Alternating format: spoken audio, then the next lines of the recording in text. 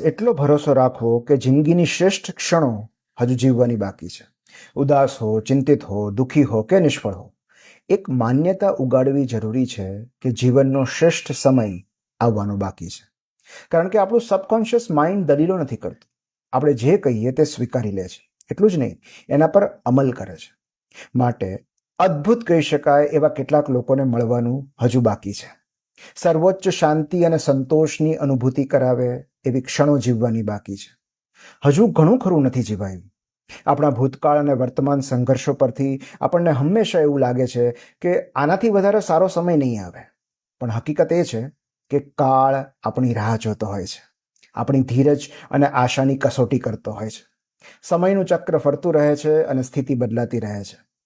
આપણા માટે જે શ્રેષ્ઠ હોય એવું બધુંય ક્યારેય એકસાથે નથી જીવી શકાતું.